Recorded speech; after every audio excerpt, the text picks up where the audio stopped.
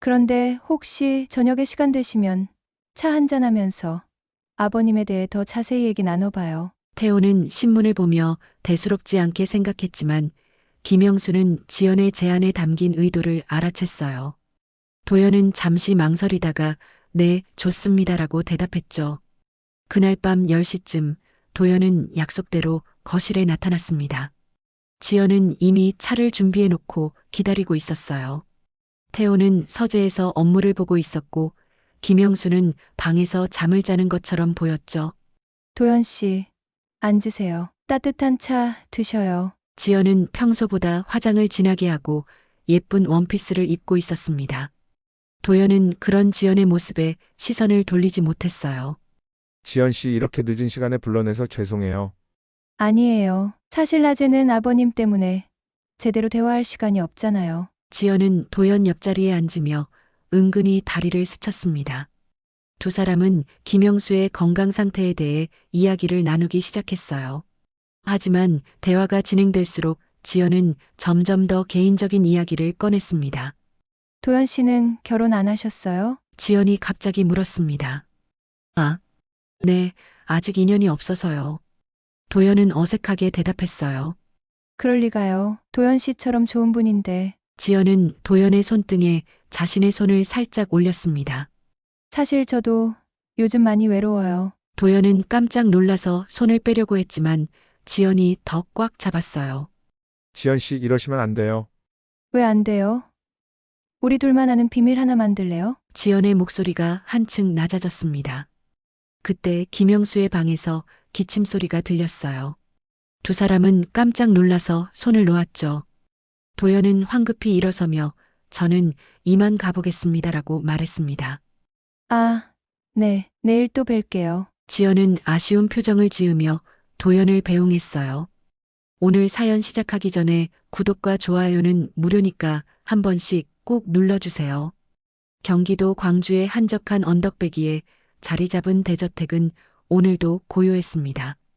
붉은 기와 지붕과 넓은 마당, 그리고 정성스럽게 가꿔진 정원이 한눈에 봐도 범상치 않은 집안임을 말해주고 있었죠.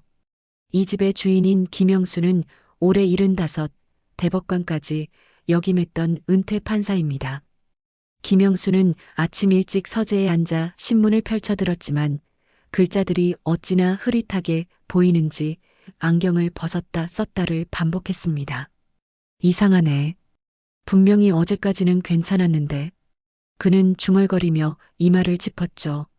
요즘 들어 자꾸만 기억이 가물가물해지는 일이 잦아졌거든요. 거실에서는 며느리 서지연이 분주하게 아침 준비를 하고 있었습니다. 42살의 지연은 결혼한 지 15년이 넘었지만 여전히 단정하고 우아한 모습을 유지하고 있었어요.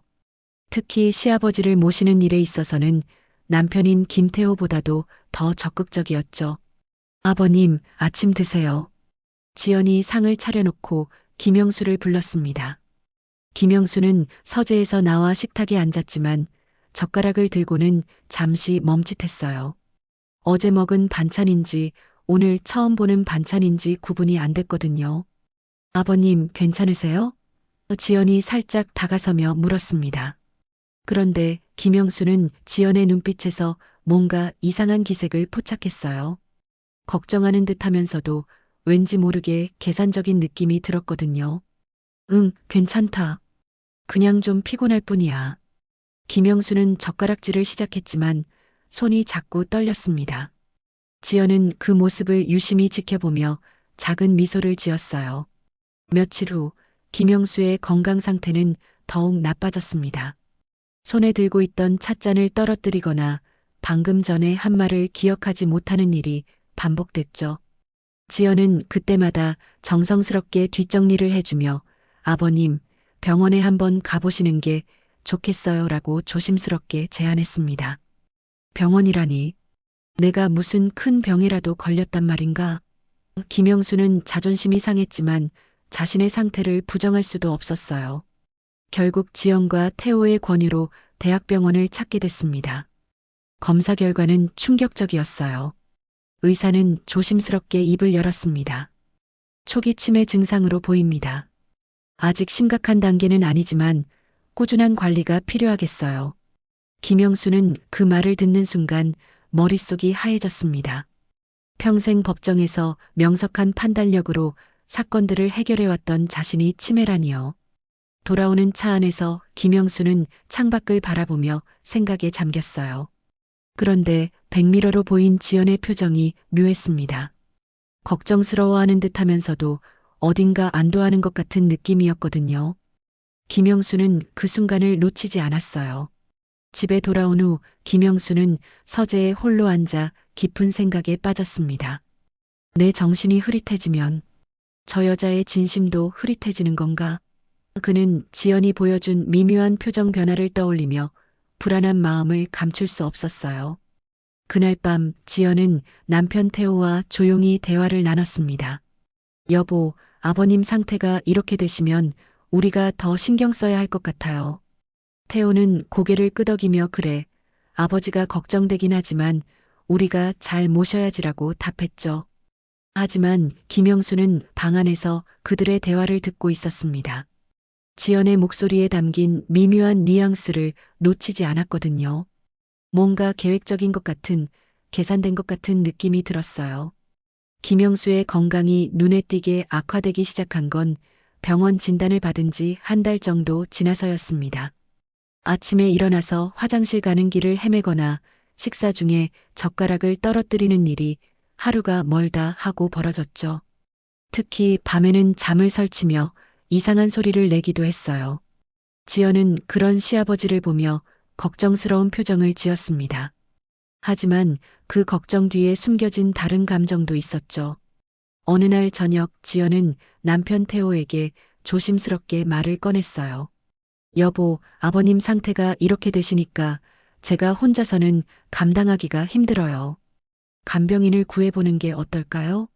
지연의 목소리에는 진심 어린 걱정이 묻어 있었습니다. 태호는 잠시 고민하다가 고개를 끄덕였어요. 그래, 내가 너무 힘들어하는 것 같으니까 전문가의 도움을 받는 게 좋겠다. 좋은 간병인을 찾아보자. 며칠 후 지연이 소개받은 간병인이 집에 찾아왔습니다. 윤도현이라는 이름의 45살 남성이었어요. 키가 크고 단정한 외모에 온화한 인상을 가진 그는 간호조무사 자격증을 가지고 있었습니다. 안녕하세요, 윤도현입니다. 김영수 어르신을 돌봐드리게 됐습니다. 도현은 정중하게 인사를 했어요. 그의 차분하고 따뜻한 목소리가 집안 분위기를 한결 편안하게 만들었죠. 김영수는 처음에 도현을 경계하는 눈빛으로 바라봤습니다. 내가 무슨 어린애도 아니고 간병인이 필요하단 말인가? 그는 투덜거렸지만 도현은 전혀 기분 나빠하지 않았어요. 어르신, 저는 그냥 옆에서 필요한 일만 도와드릴 뿐입니다. 불편하시면 언제든 말씀해 주세요. 도현의 진심 어린 태도에 김영수는 조금씩 마음을 열기 시작했습니다. 며칠이 지나자 김영수는 도현의 성실함에 감동을 받았어요. 도현은 아침 일찍 나타나서 김영수의 약을 챙겨주고 산책을 도와주며 심지어 옛날 이야기 상대도 되어주었거든요. 도현 씨, 자네는 어째서 이런 일을 하게 됐나?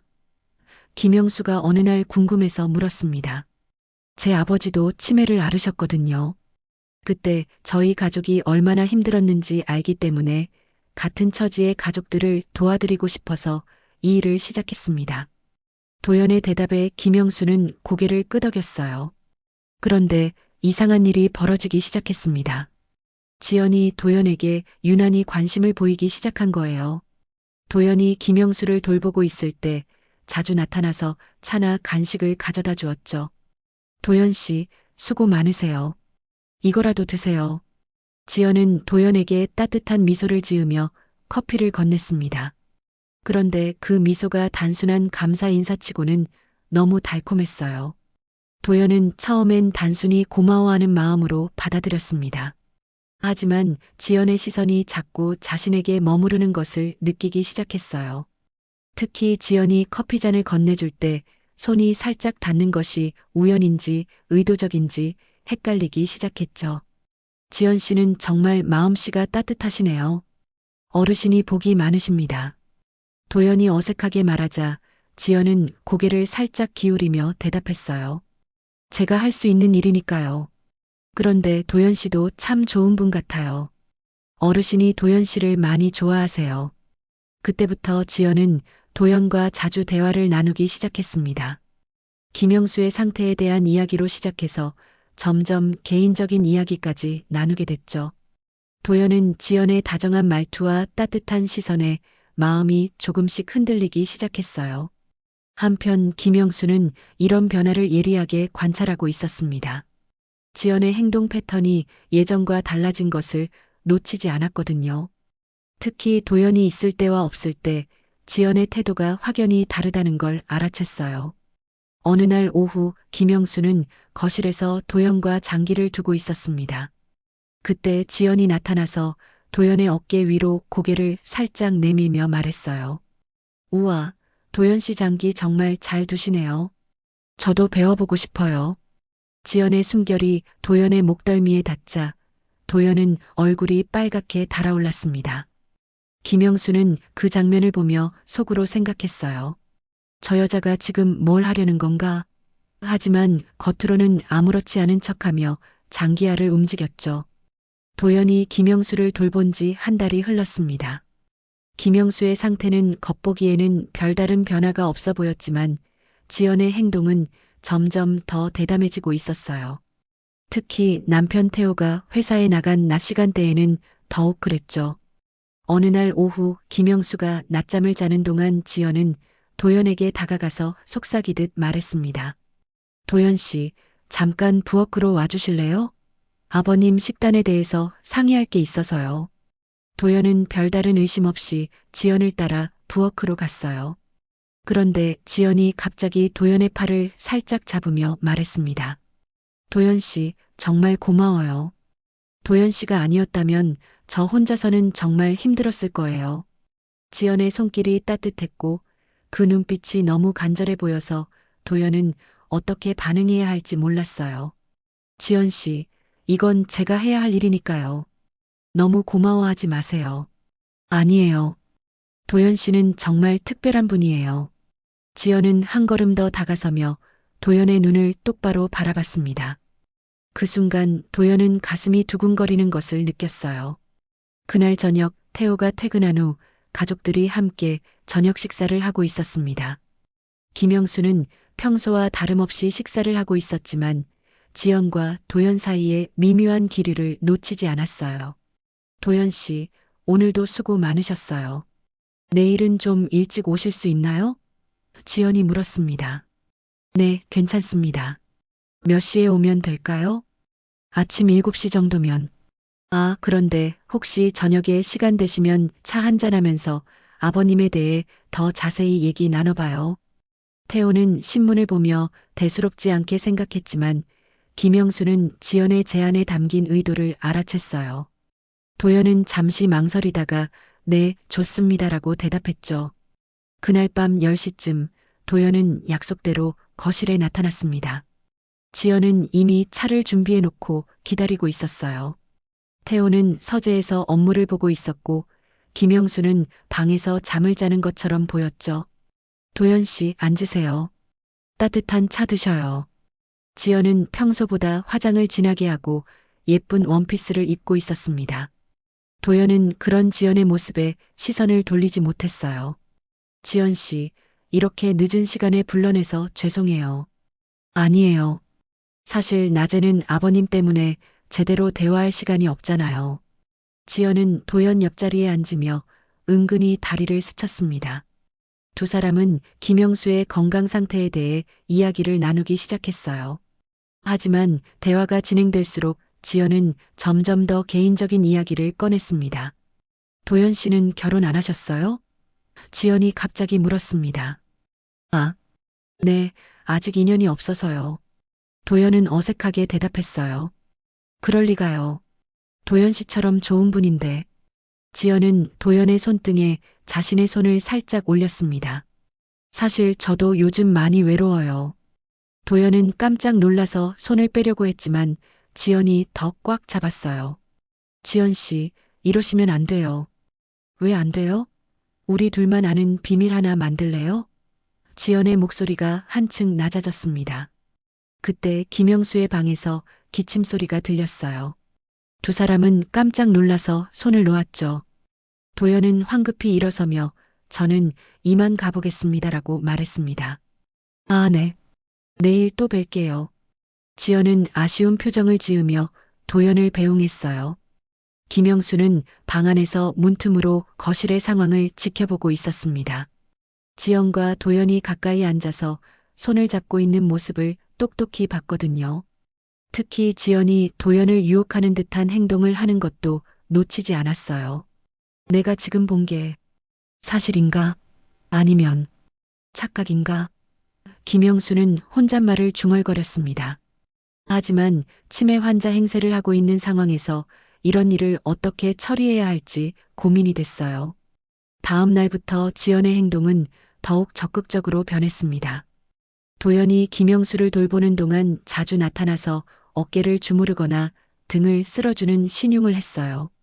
도연은 그럴 때마다 당황했지만 완전히 거부하지는 못했습니다. 김영수는 이런 상황을 보며 답답해했어요. 자신이 정신이 멀쩡하다는 걸 밝히고 싶었지만 그러면 지금까지의 계획이 무너질 수 있었거든요. 그는 지연의 진짜 속셈을 파악하기 위해 계속 기다리기로 했습니다. 며칠 후 지연은 도연에게 더욱 대담한 제안을 했어요. 도연 씨, 오늘 밤에 제 방으로 와주실래요? 아버님 약 정리하는 걸 도와주세요. 도연은 그 제안이 단순하지 않다는 걸 알았지만 거절하기가 쉽지 않았어요. 지연의 매력에 점점 빠져들고 있었거든요. 지연의 제안을 받은 도연은 밤늦게 지연의 방 앞에 서 있었습니다. 손을 들어 문을 두드리려다가 망설였어요. 뭔가 선을 넘는 것 같은 느낌이 들었거든요. 하지만 결국 조심스럽게 문을 두드렸습니다. 들어오세요. 지연의 목소리가 들렸어요. 도연이 문을 열고 들어가자 지연은 평소보다 편안한 옷차림으로 침대에 앉아 있었습니다. 침대 위에는 김영수의 약들이 종류별로 정리되어 있었죠. 정말 약 정리를 도와달라는 거였군요. 도연은 안도하며 침대 맡 의자에 앉았어요. 물론이에요. 그런데 그 전에 도연 씨와 진지한 얘기를 좀 하고 싶어요. 지연은 도연의 손을 잡으며 진지한 표정을 지었습니다. 사실 아버님이 요즘 이상한 말씀을 자주 하세요. 어떤 말씀을 하시는데요? 지연은 잠시 망설이다가 입을 열었어요. 유원장에 대한 얘기를 하세요. 자꾸 저에게 재산 이야기를 하시면서 저를 많이 믿는다고 하시거든요. 도연은 깜짝 놀랐습니다. 정말요? 네, 며칠 전에도 저를 불러서 지연아, 너는 정말 효부다. 내가 죽으면 너에게 많은 걸 남겨주고 싶다고 하시더라고요. 지연의 목소리에는 복잡한 감정이 섞여 있었어요. 사실 이것은 지연이 꾸며낸 이야기였습니다. 김영수는 그런 말을 한 적이 없었거든요. 하지만 도연은 그것을 알 리가 없었어요. 그런데 혹시 날 믿는 걸까요? 지연이 도연의 눈을 바라보며 물었습니다. 아니면 치매 때문에 하시는 말씀일까요? 도연은 고민에 빠졌어요. 김영수가 평소에 지연을 아끼는 모습을 자주 봤기 때문에 충분히 가능한 일이라고 생각했거든요. 지연 씨를 많이 아끼시는 것 같긴 해요. 어르신이 지연 씨 얘기를 할 때 표정이 많이 밝아지시거든요. 지연은 작은 미소를 지으며 도연의 손을 더 꽉 잡았어요. 고마워요. 사실 저도 아버님을 진심으로 모시고 있어서 그런 말씀을 해주시면 기쁘기도 하고 부담스럽기도 해요. 그때 복도에서 발걸음 소리가 들렸습니다. 두 사람은 깜짝 놀라서 손을 놓았죠. 태호가 화장실에 다녀오는 소리였어요. 저는 이만 가보겠습니다. 도연이 일어서려고 하자 지연이 그의 팔을 붙잡았어요. 잠깐만요. 도연 씨에게 꼭 부탁드리고 싶은 게 있어요. 지연의 목소리가 간절해졌습니다.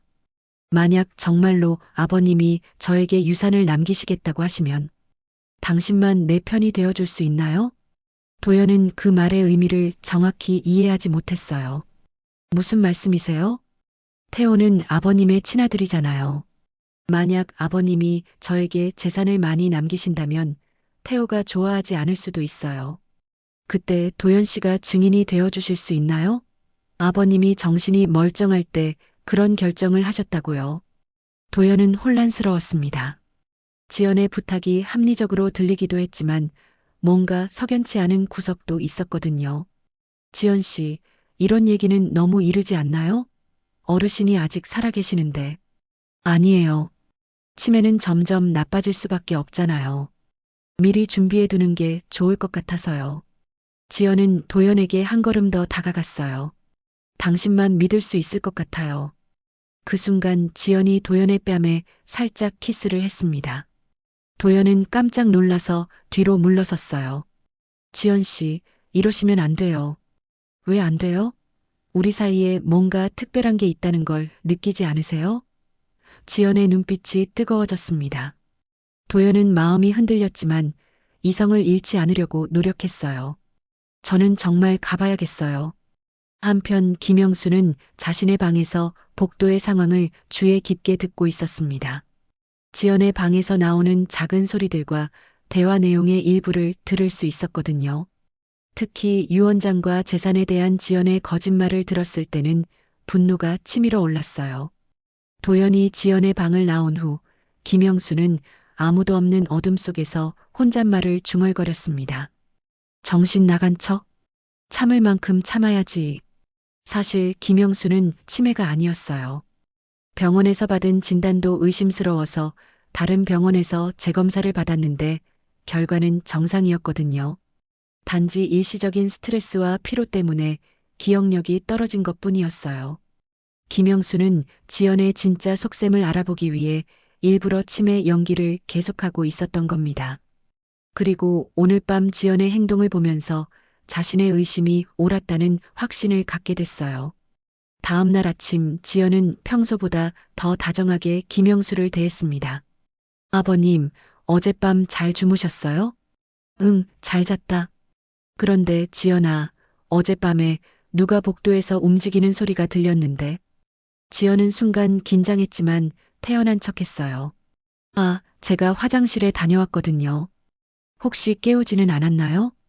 김영수는 지연의 거짓말을 알면서도 고개를 끄덕였어요. 아니다, 괜찮다. 그날부터 김영수는 더욱 세심하게 지연과 도연의 관계를 관찰하기 시작했습니다. 그리고 적절한 때에 진실을 밝힐 계획을 세우기 시작했어요. 지연의 유혹은 날이 갈수록 더욱 교묘해졌습니다. 특히 태호가 출장을 간 사흘 동안은 더욱 대담해졌어요. 김영수를 돌보는 일을 빌미로 도연과 함께 있는 시간을 늘렸거든요. 둘째 날 오후 지연은 도연에게 김영수의 목욕을 도와달라고 부탁했습니다. 도연 씨, 아버님 목욕시키는 것 좀 도와주실래요? 저 혼자서는 힘이 부족해서요. 도연은 당연한 일이라고 생각하며 김영수를 욕실로 모셨어요. 김영수는 겉으로는 멍한 표정을 지었지만 속으로는 지연의 계획을 눈치채고 있었습니다. 목욕을 마친 후 김영수를 침실로 모시고 나오자 지연이 도연의 앞을 막아섰어요. 도연 씨, 정말 고생 많으셨어요. 이렇게 아버님을 정성스럽게 돌봐주시는 분은 처음이에요. 당연한 일이에요. 어르신이 편안해 하시는 게 제일 중요하죠. 지연은 도연의 팔을 살짝 잡으며 거실로 이끌었어요. 도연 씨 때문에 제가 정말 많이 의지하게 돼요. 사실 말씀드릴 게 있어서요. 두 사람이 소파에 앉자 지연은 진지한 표정으로 입을 열었습니다. 어제 아버님이 저를 부르셔서 놀라운 얘기를 하셨어요. 어떤 얘기요? 아버님이 유언장을 이미 작성하셨다고 하시면서 제 이름으로 재산 대부분을 남기시겠다고 하시더라고요. 지연의 목소리에는 흥분과 불안이 섞여 있었어요. 도연은 깜짝 놀랐습니다. 정말요? 그런데 태호 씨는 아세요? 아직 모르세요. 아버님이 저에게만 말씀하셨거든요. 지연은 도연의 손을 잡으며 간절한 눈빛을 보냈어요. 그런데 저 혼자서는 이 상황을 감당하기가 어려울 것 같아요. 무슨 말씀이세요? 태호가 알게 되면 분명히 반대할 거예요. 아버님이 치매라는 이유로 유 원장이 무효라고 주장할 수도 있고요. 지연은 한 걸음 더 다가가며 속삭였어요. 당신만 내 편이 되어줄 수 있나요? 도연은 복잡한 심정이었어요. 한편으로는 지연이 불쌍해 보였고 다른 한편으로는 뭔가 이상하다는 생각도 들었거든요. 지연 씨, 이런 중요한 일은 가족끼리 상의해서 결정하는 게 가족이라고 해서 다 좋은 건 아니에요. 지연이 도연의 말을 끊었어요. 도연 씨야말로 아버님을 진심으로 돌봐주시잖아요. 아버님도 도연 씨를 무척 신뢰하고 계세요. 그때 지연이 갑자기 도연에게 몸을 기댔어요. 저 정말 무서워요. 혼자서는 할 수 없을 것 같아요. 도연은 지연의 따뜻한 체온과 향기에 정신이 흐려졌습니다. 지연은 그런 도연의 반응을 놓치지 않고 더욱 가까이 다가갔어요. 도연 씨, 당신이 아니면 안 돼요. 지연이 도연의 뺨에 손을 대며 속삭였습니다. 그 순간 도연은 이성을 잃고 지연과 키스를 나눴어요. 두 사람은 서로를 끌어안으며 열정적인 시간을 보냈습니다. 하지만 그들이 모르는 사실이 있었어요. 김영수가 거실에 설치해둔 소형 카메라가 모든 장면을 녹화하고 있었거든요. 김영수는 며칠 전부터 지연의 행동이 수상하다고 생각해서 비밀리에 카메라를 설치해둔 상태였어요. 그날 밤 김영수는 혼자 서재에서 녹화된 영상을 확인했습니다. 지연과 도연이 키스하는 장면과 친밀한 대화를 나누는 모습이 선명하게 담겨 있었어요. 역시 내 예상이 맞았군. 김영수는 차가운 미소를 지으며 중얼거렸습니다. 이제 마지막 수순만 남았다. 다음 날 아침 태호가 출장에서 돌아왔습니다. 지연은 평소와 다름없이 남편을 맞이했지만 도연은 어색해하며 눈을 마주치지 못했어요. 여보, 없는 동안 고생 많았어. 태호가 지연을 안으며 말했습니다. 별일 없었어요. 도연 씨가 아버님을 잘 돌봐주셔서 편했어요. 지연은 태연하게 대답했지만 도연은 죄책감에 시달렸어요. 점심 식사 중에 김영수가 갑자기 도연을 불렀습니다. 도연 씨, 미안하지만 오늘부터 출근하지 말아주겠나? 모든 사람이 깜짝 놀랐어요. 아버님, 왜 갑자기 그러세요? 태호가 물었습니다. 김영수는 침착하게 대답했어요. 도연 씨가 지연이와 이상한 관계를 맺고 있는 것 같아서 말이야. 지연은 얼굴이 하얗게 질렸지만 재빨리 반박했어요. 아버님, 그게 무슨 말씀이세요? 아버님이 치매라서 헛것을 보신 거예요. 헛것이라고? 김영수의 눈빛이 날카로워졌습니다. 내가 치매라고 해서 아무것도 모른다고 생각하나? 도연은 어떻게 해야 할지 몰라서 당황했어요. 태호는 아버지와 아내 사이에서 갈등했습니다. 아버지, 정확히 무엇을 보셨다는 거예요? 태호가 조심스럽게 물었습니다. 김영수는 미소를 지으며 대답했어요. 시간이 되면 모든 걸 보여주겠다. 지금은 도연 씨만 집에서 나가주면 된다. 도연은 결국 짐을 싸서 집을 떠났습니다. 지연은 눈물을 흘리며 아버님이 오해하고 계세요라고 주장했지만 김영수는 들은 척도 하지 않았어요. 도연이 김영수의 집을 떠난 지 일주일이 흘렀습니다. 그는 자신이 저지른 일에 대한 죄책감과 후회로 잠 못 이루는 밤을 보내고 있었어요. 새로운 간병 일자리를 구했지만 마음은 계속 김영수에게 머물러 있었습니다. 내가 정말 바보 같은 짓을 했구나. 도연은 원룸 창가에 앉아 한숨을 쉬었어요. 지연의 유혹에 넘어간 자신이 한심하기도 하고 김영수에게 실망감을 안겨준 것이 가장 마음 아팠거든요. 한편 김영수의 집에서는 묘한 긴장감이 흐르고 있었습니다. 지연은 평소보다 더 조심스럽게 행동했고 태호는 아버지의 말이 사실인지 의심하면서도 확신을 갖지 못했어요. 여보, 정말 아버님이 말씀하신 게 사실이야? 태호가 어느 날 밤 지연에게 물었습니다. 당연히 아니죠. 아버님이 치매라서 착각하신 거예요. 제가 도연 씨와 무슨 일이 있을 리가 있겠어요? 지연은 단호하게 부정했지만 마음속으로는 불안해하고 있었어요. 도연은 김영수가 걱정되어 가끔 집 근처를 지나다녔습니다. 멀리서라도 김영수의 안부를 확인하고 싶었거든요. 그러던 어느 날 오후 우연히 김영수가 혼자 정원을 거니는 모습을 보게 됐어요. 김영수는 누구도 없는 정원에서 혼잣말을 하고 있었습니다.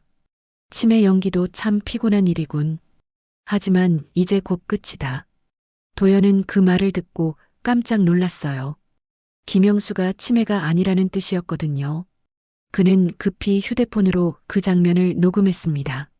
저 여자의 진짜 목적을 확실히 알아봐야겠어. 도연이 그 친구도 불쌍하긴 하지만 진실은 밝혀져야 한다. 김영수는 계속해서 혼잣말을 했어요. 도연은 충격에 빠졌습니다. 김영수가 치매가 아니라면 자신과 지연의 관계를 모두 알고 있었다는 뜻이었거든요.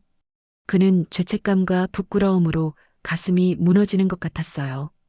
그날 밤 도연은 잠을 이룰 수 없었습니다. 김영수의 말이 계속 머릿속에 맴돌았어요. 지연이 자신을 이용했다는 생각도 들었지만 그보다는 자신이 멍청했다는 생각이 더 컸습니다. 내가 어떻게 이런 일을 저질렀을까? 도연은 머리를 쥐어뜯으며 후회했어요. 김영수에 대한 존경심과 감사한 마음이 진짜였는데 그런 분을 배신한 자신이 너무 한심했거든요. 며칠을 고민한 끝에 도연은 결심을 굳혔습니다. 김영수에게 직접 찾아가서 진심으로 사과하고 모든 진실을 털어놓기로 한 거예요. 다음 날 오후 도연은 김영수의 집 앞에 섰습니다. 한참을 망설이다가 용기를 내어 문을 두드렸어요. 지연이 문을 열었는데 도연을 보자 얼굴이 하얗게 질렸습니다. 도연 씨? 왜 여기에? 지연 씨, 김영수 어르신 계세요? 꼭 뵙고 싶은 일이 있어서요. 지연은 당황했지만 어쩔 수 없이 도연을 집 안으로 들였어요. 김영수는 거실에서 차를 마시고 있었는데 도연을 보자 조금 놀라는 표정을 지었습니다. 어르신, 죄송하지만 할 말이 있어서 찾아왔습니다. 도연은 깊게 고개를 숙였어요. 김영수는 잠시 도연을 바라보더니 고개를 끄덕였습니다. 앉아보게. 도연은 무릎을 꿇고 앉아서 진심으로 사과했어요. 어르신, 정말 죄송합니다. 제가 용서받을 수 없는 일을 저질렀습니다. 무슨 일을 말하는 건가? 김영수는 치매 환자인 척 물었습니다. 어르신께서 치매가 아니라는 걸 알고 있습니다. 그리고 저와 지연 씨 사이에 일어난 일도 모두 알고 계시죠? 도연은 떨리는 목소리로 말했어요. 지연은 깜짝 놀라서 도연을 쳐다봤습니다. 도연 씨, 지금 무슨 소리를 하는 거예요? 김영수는 더 이상 연기할 필요가 없다고 판단했어요. 그래, 맞다. 나는 치매가 아니다. 그 순간 지연의 얼굴이 새하얗게 변했습니다. 아, 아버님. 그게 무슨... 지연 씨가 저를 유혹했습니다. 도연이 고백했어요. 하지만 그것이 지연 씨 탓이라는 게 아닙니다. 제가 유혹에 넘어간 게 잘못입니다. 김영수는 도연을 바라보며 말했습니다. 사람은 누구나 흔들릴 수 있지. 다만 끝에 어떤 선택을 하느냐가 그 사람을 말해주지. 어르신. 도연의 눈에 눈물이 고였어요. 자네가 지금 이렇게 찾아와서 진실을 말하는 걸 보니 양심이 살아있다는 걸 알겠네. 김영수는 따뜻한 표정을 지었어요. 하지만 지연이는 다르군. 지연은 아직도 상황을 받아들이지 못하고 있었어요. 아버님이 정말 치매가 아니셨다고요? 그럼 지금까지 자네의 속셈을 지켜보고 있었지. 김영수의 목소리가 차가워졌습니다. 내 재산을 노리고 도연이를 이용해서 증인을 만들려던 계획 말이야. 지연은 더 이상 변명할 수 없다는 걸 깨달았어요. 하지만 끝까지 발악했습니다. 그런 게 아니에요. 저는 정말 이제 그만하게. 김영수가 손을 들어 지연의 말을 막았어요. 모든 증거가 다 있다. 김영수가 모든 증거가 있다고 말하자 거실에는 무거운 침묵이 흘렀습니다. 지연은 얼굴이 창백해진 채로 어떻게 대응해야 할지 몰라 하고 있었고 도연은 죄책감으로 고개를 들지 못했어요. 태호야, 회사에서 돌아오면 가족회의를 하자꾸나. 김영수는 침착하게 말했습니다. 오늘 중요한 발표를 할 게 있다. 태호가 퇴근한 저녁 무렵 김영수는 모든 사람을 거실로 불렀습니다. 태호, 지연 그리고 도연까지 모두 모인 자리에서 김영수는 정중하게 입을 열었어요. 먼저 도연 씨에게 고맙다는 말을 하고 싶네. 자네가 진실을 말할 용기를 낸 덕분에 모든 게 정리될 수 있었어. 김영수는 도연을 바라보며 말했습니다. 태호는 상황을 이해하지 못하고 있었어요.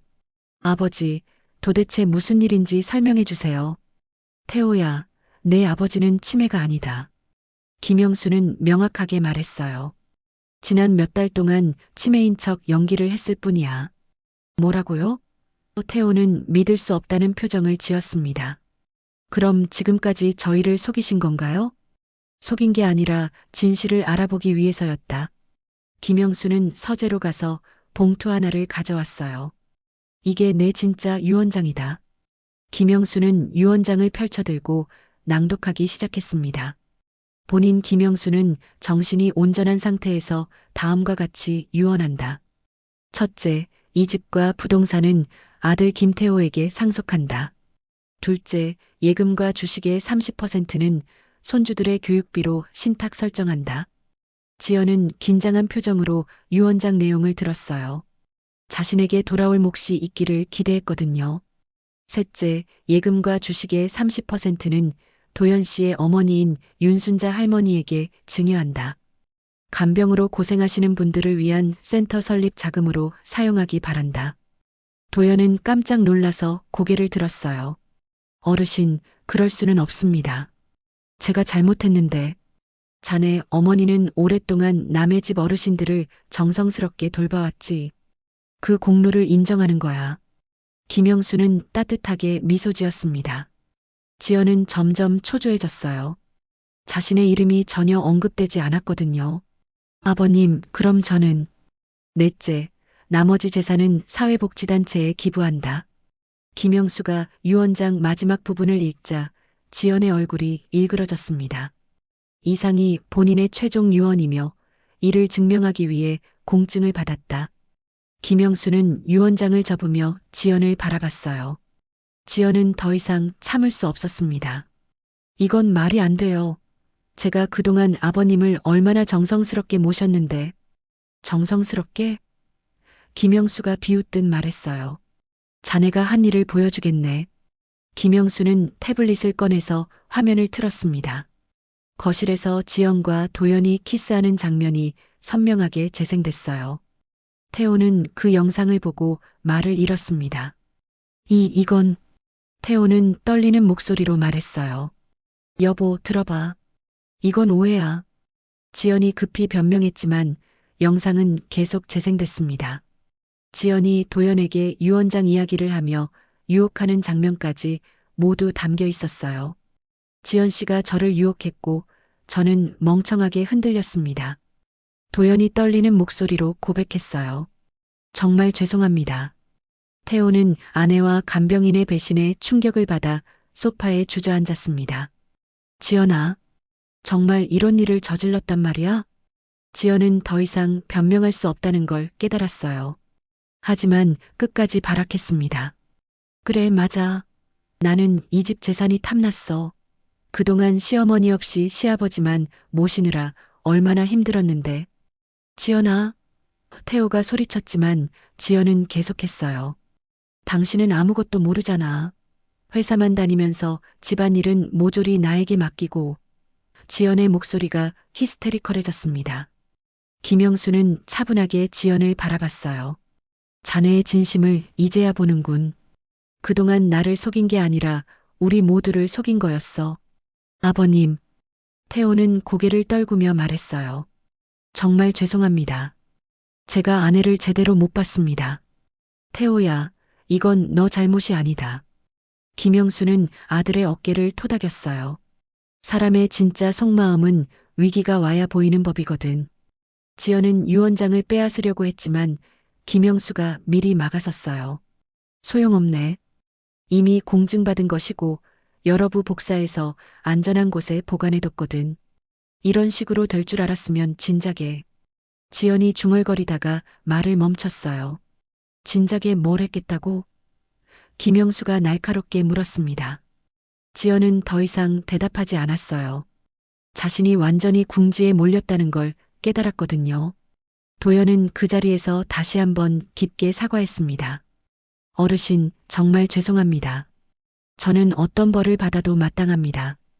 자네는 이미 벌을 받았어. 양심의 가책이라는 가장 큰 벌을 말이야. 김영수는 도연을 일으켜 세웠어요. 이제 새 출발을 해보게. 그날 밤 집안은 완전히 뒤바뀌었습니다. 지연은 짐을 싸서 집을 떠났고 태호는 거실에서 혼자 앉아 모든 상황을 정리하려고 애썼어요. 지연이 집을 떠난 지 한 달이 흘렀습니다. 대저택은 예전보다 훨씬 조용해졌지만 그 고요함 속에는 새로운 평화가 자리 잡고 있었어요. 김영수는 아침마다 정원을 거닐며 맑은 공기를 마셨고 태호는 회사에서 돌아오면 아버지와 차를 마시며 대화를 나누었습니다. 아버지, 정말 죄송합니다. 태호는 여전히 죄책감에 시달리고 있었어요. 제가 지연이를 제대로 보지 못해서 아버지께 이런 고생을 끼쳐드렸습니다. 김영수는 고개를 저으며 아들을 위로했어요. 태호야, 사람의 마음속 깊은 곳까지는 아무도 알 수 없는 법이다. 너는 충분히 좋은 남편이었어. 어느 날 오후 도연이 김영수를 찾아왔습니다. 그의 손에는 작은 선물 상자가 들려 있었어요. 김영수는 반갑게 도연을 맞이했습니다. 어르신, 어머니가 보내달라고 하신 약초차입니다. 도연은 정중하게 인사하며 선물을 건넸어요. 그리고 감사 인사를 전해달라고 하셨습니다. 도연 씨 어머니께서 뭘 그러셨나? 내가 더 고마운걸. 김영수는 따뜻하게 미소 지었습니다. 그런데 요즘 어떻게 지내고 있나? 도연은 잠시 망설이다가 입을 열었어요. 사실 새로운 계획이 있습니다. 어르신께서 말씀해 주신 대로 이제 나 대신 어르신들을 진심으로 돌보는 일을 하려고 합니다. 오, 그래? 어떤 계획인가? 간병인 센터를 차리려고 해요. 혼자 힘으로는 어렵지만 뜻을 같이 하는 사람들과 함께 제대로 된 간병 서비스를 만들고 싶습니다. 도연의 눈에는 새로운 희망이 빛나고 있었어요. 김영수는 감동했습니다. 훌륭한 생각이야. 자네라면 분명 성공할 거야. 어르신 덕분에 제가 진정한 간병이 무엇인지 깨달았거든요. 돈이나 다른 목적이 아니라 정말로 어르신들을 가족처럼 모시는 마음이 필요하다는 걸 배웠습니다. 그때 태호가 회사에서 일찍 돌아왔어요. 도연을 보자 잠시 어색한 표정을 지었지만 곧 정중하게 인사했습니다. 도연 씨, 어서 오세요. 태호 씨, 정말 죄송했습니다. 도연은 깊게 고개를 숙였어요. 제가 정말 어리석은 짓을 저질렀습니다. 태호는 복잡한 마음을 감추며 대답했어요. 이미 지난 일입니다. 모두 정리됐으니 새로 시작하시면 됩니다. 김영수는 두 사람의 어색한 분위기를 풀어주려고 했어요. 태호야, 도연 씨가 간병인 센터를 차린다고 하네. 우리도 응원해주면 어떨까? 네, 좋은 일이네요. 태호는 진심으로 고개를 끄덕였습니다. 혹시 도움이 필요하시면 언제든 말씀하세요. 도연은 그런 태호의 관대함에 다시 한번 감동했어요. 자신을 용서해주는 그들의 마음이 고마웠거든요. 몇 달 후 도연은 정말로 간병인 센터를 차렸습니다. 희망 간병센터라는 이름으로 시작한 작은 사무실이었지만 도연의 진심이 담긴 서비스는 곧 입소문이 났어요. 경제적으로 어려운 어르신들을 위한 무료 간병 서비스도 시작했습니다. 김영수는 가끔 도연의 센터를 방문해서 어르신들과 이야기를 나누곤 했어요. 그의 법관 시절 경험담은 어르신들에게 큰 즐거움이 되었습니다. 도연 씨, 자네 정말 잘하고 있네. 김영수는 어느 날 도연에게 말했어요. 이제야 자네의 진짜 모습을 보는 것 같아. 한편 태호는 혼자 지내는 시간이 늘어났지만 오히려 마음은 평온해졌어요. 지연과의 결혼 생활 동안 느끼지 못했던 진정한 자유를 만끽하고 있었거든요. 어느 날 저녁 태호는 거실에서 아버지의 예법복 사진을 바라보며 눈물을 흘렸습니다. 자신이 얼마나 어리석었는지 그리고 아버지가 얼마나 지혜로운 분인지 새삼 깨달았거든요. 아버지, 태호는 서재로 가서 김영수에게 말했어요. 제가 정말 바보였습니다. 아버지의 지혜를 하나도 배우지 못했네요. 태호야, 지혜는 책으로 배우는 게 아니라 경험으로 깨닫는 거다. 김영수는 아들의 어깨를 토닥였어요. 자네도 이번 일을 통해 많이 배웠을 거야. 네, 이제야 사람을 보는 눈이 조금 생긴 것 같습니다. 김영수는 미소를 지으며 창밖을 바라봤어요. 정원의 나무들이 새순을 틀어내고 있었습니다. 모든 것이 새롭게 시작되고 있는 것 같았어요. 그해 가을, 김영수는 조용히 정원 벤치에 앉아 책을 읽고 있었습니다. 선선한 바람이 불어오고 낙엽들이 하나둘 떨어지고 있었어요. 그는 지난 몇 달간의 일들을 되돌아보며 깊은 감회에 젖었습니다. 사람의 민낯은 끝에서야 보이는 법이지. 김영수는 혼잣말을 중얼거렸습니다. 지연은 어디선가 새로운 삶을 살고 있겠지만 과연 진정한 반성을 하고 있을지는 의문이었어요. 도연은 자신의 잘못을 인정하고 새롭게 출발했고 태호도 많은 것을 배웠습니다. 김영수는 책을 덮고 하늘을 올려다봤어요. 구름 한 점 없이 맑은 가을 하늘이 그의 마음처럼 평온했습니다. 진실이 밝혀진 후에 이 평화로움이야말로 그가 바라던 것이었거든요. 저녁 노을이 정원을 물들이기 시작할 때 태호가 퇴근해서 아버지 곁에 앉았습니다. 부자는 말없이 아름다운 노을을 바라보며 조용한 시간을 보냈어요.